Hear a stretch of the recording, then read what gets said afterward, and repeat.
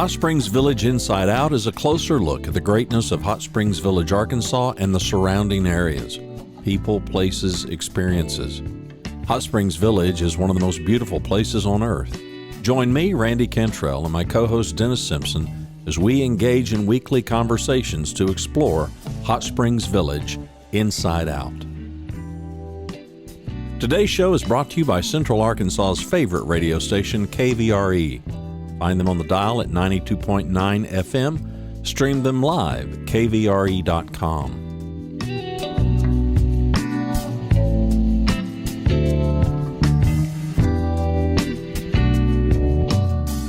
RE/MAX of Hot Springs Village. The award-winning RE/MAX of Hot Springs Village is the largest real estate office inside the village with over 30 full-time agents and support staff. Visit them to learn more about this beautiful place to solve your real estate needs. Call them today at 1-800-364-9007. Find them online at explorehsv.com. They are RE/MAX of Hot Springs Village at 1-800-364-9007 or online at explorehsv.com. Ike Eisenhower State Farm. Ike and his award-winning team have been serving the insurance needs of folks all around Hot Springs Village since 1998. Ike has qualified for State Farm's President's Club, Chairman's Circle, and Hot Springs Village Insurance Agent of the Year. Call Ike Eisenhower State Farm today at 501-984-4100. That's 501-984-4100. Find them online at ikeeisenhower.net. Call them today for all your insurance needs because, like a good neighbor, Ike Eisenhower State Farm is there.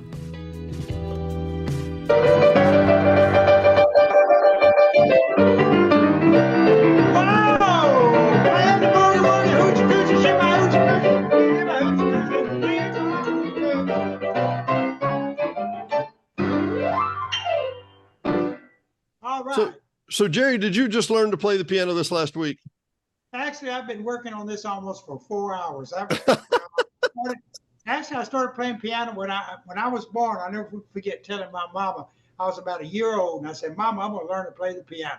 And ever since then, me and Jerry Lewis and all the guys that love the piano, this is what we've been doing. Yeah, I love doing it. Been doing it a long time. Now, Jerry, if I'm not mistaken, I think I saw a video of you at the Lafayette Music Room a while back, and you were celebrating your 50th birthday, your 60th. What was that number? I forget. Actually, there's a rumor out there, and I don't know if it's true or not, but Mom says I'm 80 years old. I can't remember that many years, but it sounds like, when I was 18 years old, I was down at Moon Lake playing piano with a guy named Harold Jenkins, who later changed the name to Conway Tweedy. Yeah. And then from there, just all history. It went from playing around Harold and Jerry Lee Lewis and Johnny Cash and all the old favorites, and I guess I'm one of the few guys left. So this show we're doing down in Hot Springs Village, I mean, these folks need to come out because, I'm the last man standing. That's what I call it.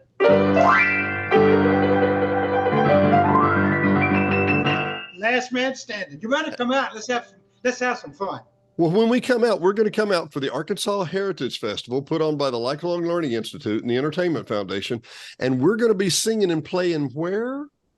We're going to be singing and playing where? Hot Springs Village. Is it the Woodlands Center? It's the Woodlands on the 25th, and I think it's 7 p.m. Is that correct?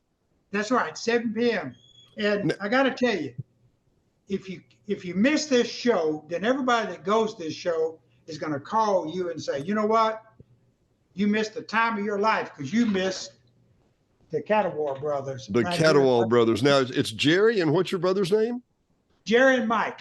Jerry and Mike. Mike's the drummer. He's been my brother. Your whole life. My brother most of his life, yes. Yeah. And people ask me, they say, Jerry, how'd you name the band? And I say, Mama named us. It was easy. She said it was easy. So you knew from there. Well, you talk about names, and because we have I can tell we're going to have other meetings if you don't mind. But let's come back here real quick. Use that whole name Jerry. You knew somebody else named Jerry? There's some other guy who played the piano a little bit like this. Who's that? Well, yeah, I was doing a show one time and a guy came up and watched my show. He liked the show a lot, so he started copying it a little bit. And then later I learned it was Jerry Lee Lewis, but I didn't know him back in those days. But he become a fine entertainer, a good singer, and does a great show. I think he kind of overdone it with the wives, but everything else, he really does a good job. I still got the same wife for 60 years. 60 years, Dennis. 60 years. I told somebody the other day that I'd been married for 48 years, and they said, wow. And I said, well, not to the same woman, but you got the same woman going on, right? Absolutely. 48 years. Man, I got shoes that old. I mean, that's no time at all to be married 48 years. Well, Jerry, tell me what kind of music the people coming up. We can hear what kind of music, but tell me what will they enjoy? What will they hear? What I like best is, I describe it as, what most people do, Dennis, is they play the piano and the music goes out to the people through the soundboard. When I play the piano, I love people. People in my heart. When I play the piano, the music comes from me. It comes out of the piano through the keys to you. I give the music from my heart to the people in the public. It doesn't come out the piano. That's why when I do a show, anybody who ever comes to my show always comes back. I can be 200 miles away, they're going to come.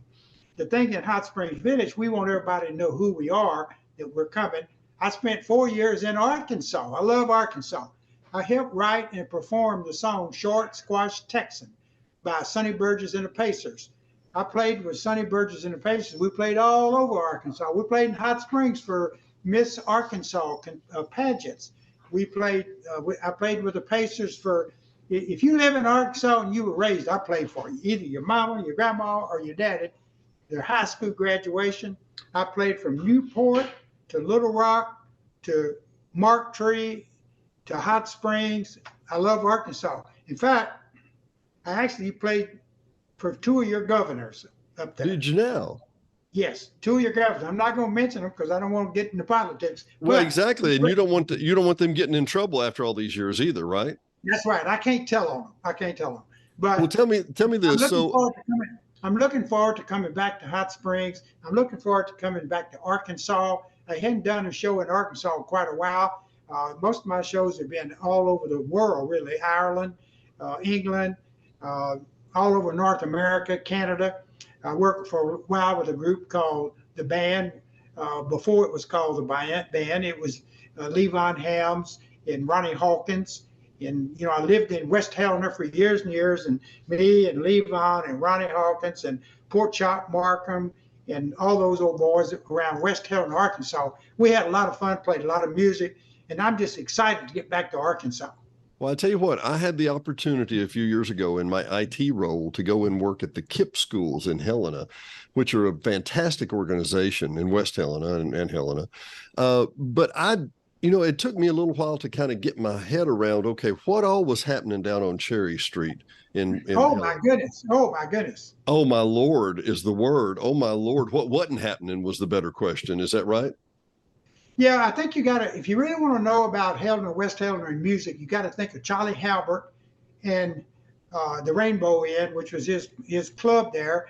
And then also was a motel. He put up Ronnie Hawkins, Conway Twitty, all the band, myself, Jimmy Lou, all those guys stayed at the Rainbow Inn. Charlie Halbert loved music. He was the one that had the ferry that went across the river before they had the bridge. So Exactly. He had a little money. So he loved music. He brought us all together. I lived in Rainbow Inn for about a year. He brought us all together, and we created all these bands all over Helena, West Helena, and then we went all over the world playing that music. But it come out of Arkansas. The Mississippi Delta is famous for the music. But I had a musician one time tell me, I said, I'm from Mississippi. I'm from Greenville, Mississippi. I'm from the Mississippi Delta. He said, well, let me tell you something. I'm from West Helena. I'm from the Mississippi Delta too. Because he's talking about the Mississippi River. Sure, exactly. Well, where I was going with that was, if you haven't had a chance, and I don't know, and I know it's politics or some answer I don't know, but Greenville, Mississippi has a fantastic museum to the blues, no question. Absolutely wonderful. Yeah, I'm sorry? Yeah, I'm in the museum. Well, I think the big museum's in Leland. Yeah, but I guess my question is I don't know why it's there and it's not in West Helena because there was a hell of a lot of music coming out of there. I mean, unbelievable. In the Delta, it was two spots. It was Greenville, Mississippi, and it was Helena, West Helena, where the bridge is. Now, the two things though they have in common, if you think about it, is they have a bridge crossing the river, so musicians could travel. We could move around and travel. So the people out of the Mississippi Delta, Greenville, Mississippi area, Leland, I mean, you could go on and on and on. You know, B.B. King, Muddy Waters, all those guys. And, I did a lot of shows with B.B. King when I was a kid, but at the Blues Festival. So, and right now you still got working out of there, it's just a ton of blues musicians. And then the same thing was going on in Helena, West Helena at the same time. And we would mix, the musicians would mix and play together. It was a great time. But the bad, kind of sad news is, I guess I could kind of be a historian because most of those guys are gone. Levon has passed away. Of course, Conway's passed away. Of course, Sonny Burgess passed away. So there's a lot of legacy that I still try to bring to my shows where I talk about those Arkansas musicians and Mississippi musicians, and then I play the same music we play. You're not going to hear any bebop music or anything. You're going to hear what you heard in the 60s and the 70s, music like this. Shake my nerves and you rattle my brain. Too much of love drives a man insane. Rub my way on. Oh, what a thrill. Yeah, and you got it. We're going to have a lot of fun. I got to tell you, too, Dennis, I really appreciate you and my friend Robbie Deaton over there and all the contacts and the people that we know together. Of course, Marion Deaton, her husband, was one of my very, very good friends. And I don't know if you ever saw Marion Smooth Willie show, but he was the best Willie Nelson tribute artist I think I ever met. I have heard that repeatedly. Unfortunately, I didn't meet him until after I didn't meet her till after he had passed. But Robbie's her own talent too, and man, she's really been instrumental in putting this together. I, my friend, am simply blown away at the opportunity to be able to. I will be on the front row if I can on August the 25th. Well, yeah, I'll throw women out to the crowd, not handkerchiefs or scarves. Should we put up warning signs? Should we put up warning signs, Jerry? Is that what you're saying? I would say tell the people something real simple. I'll say, if you're coming to hear the Kettlewell Brothers, fasten your seatbelt. Fasten yours. I think we've already learned that in the last 20 minutes here. Fasten the seatbelt. I have one just because I want to ask it online and in front of everybody else. And I know, Robbie and I were discussing a little of this before, and she is so wonderful. For a girl from New York, she knows a lot about Arkansas music, if you know what I mean. And I asked her a question just kind of off the cuff, and I want to ask you, is this and the whole line of guys that you discussed when we had Free World and we had Rich Cushing on from across the street there at the Blues Boogie Rum Cafe, he was talking about how Elvis would come in and sneak in the back of Beale Street and sit and listen to a lot of the bands. And that was one of his influences, which only stands to reason. Is the music you're talking about, are we following on to the Chitlin circuit, or is this different? How is it? Well, what we're doing, Mike and I, my brother, we're playing the same music and the same songs we played in the 60s and 70s. Hadn't changed anything. We developed the style with just piano and drums that nobody can believe when they see it or hear it. They just say, there's just two of y'all. But we just play exactly the music we played then. So it's part of the Chitlin circuit because that's kind of where our music came from in the 60s, 50s, and 60s. But that's what you're going to hear, 50s and 60s. Things like.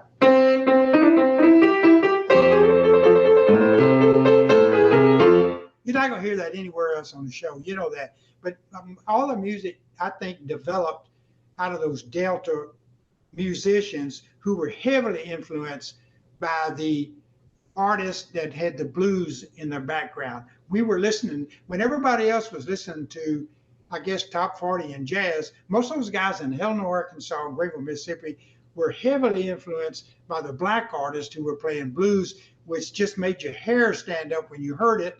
it just moved your whole body. And so we tried to learn that and blend that into what we currently do. And Mike and I I don't think there's anybody else in the world that's really still doing that. So if you say, I'm honest when I say, when you see what we do, you're going to realize it's probably the last time you're ever going to see it. Man, So I got that impression. I was watching your show, the Lafayette. Let's talk about here in just a couple of things where you'll be going after this, because if people miss you here, they would have to go here or somewhere else to see you. But I want to talk about the Chitlin Circuit one more second, and that is define what you would consider the Chitlin Circuit.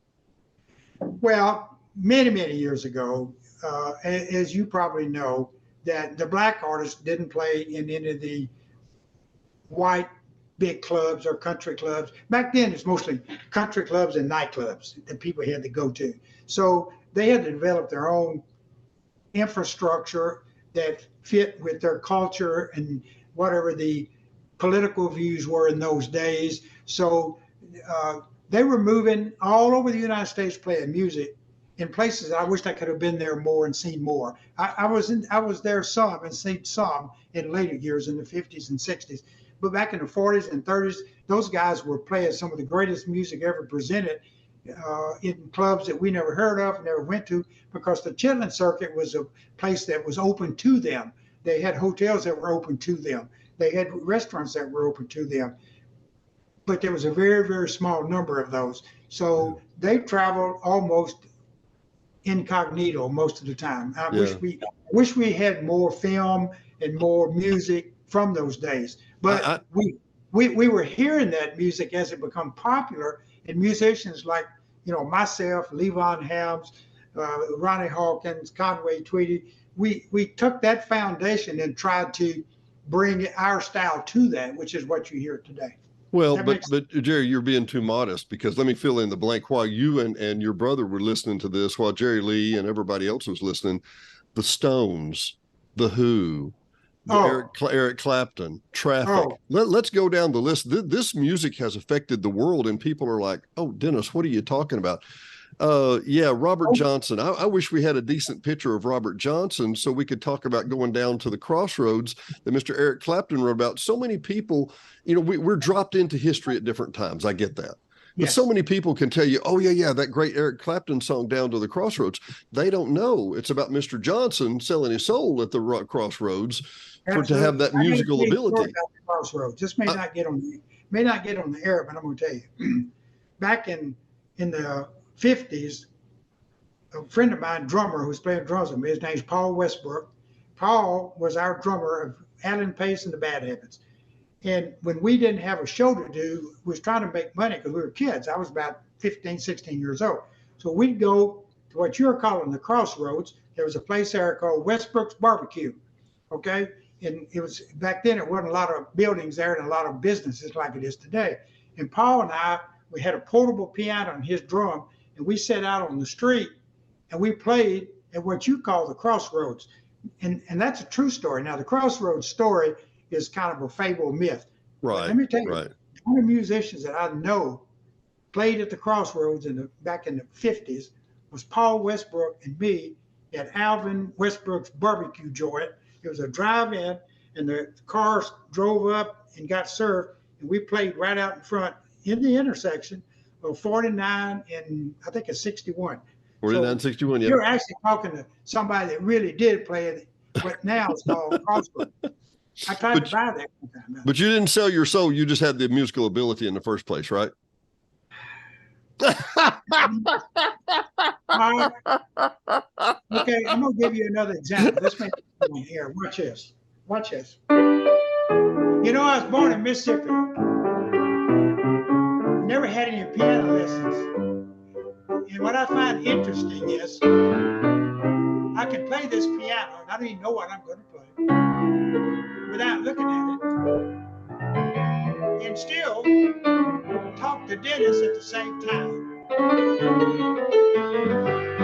And the reason I did that to demonstrate, and a kid I wouldn't have believed it. You said, Jerry, you've just got a gift. But at 80 years old, when I can do that, not know what I'm playing, look at you on the screen and talk to you at the same time, maybe there's a reason I'm doing this. And I think one of the reasons is I make people smile. And that's why I'm coming to Hot Spring Village. I'm coming there to make y'all smile. I think it's as simple as that, Jerry. I really do. Man, I could go on for hours. We need to chop and let you. I know you got to catch a plane. Hold the poster up one more time. Jerry Cadwell and Mike, you're going to be here August the 25th. We're going to be at the Woodlands.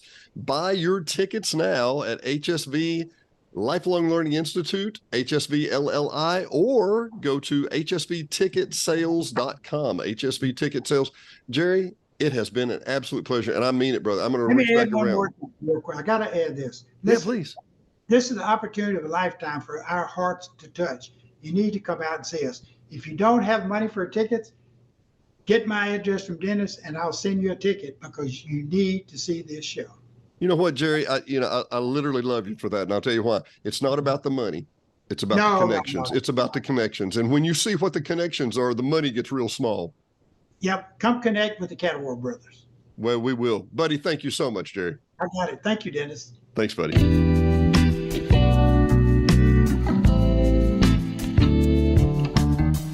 Thanks for watching and listening to Hot Springs Village Inside Out, a weekly podcast starring Hot Springs Village, Arkansas. Visit the website at hotspringsvillageinsideout.com.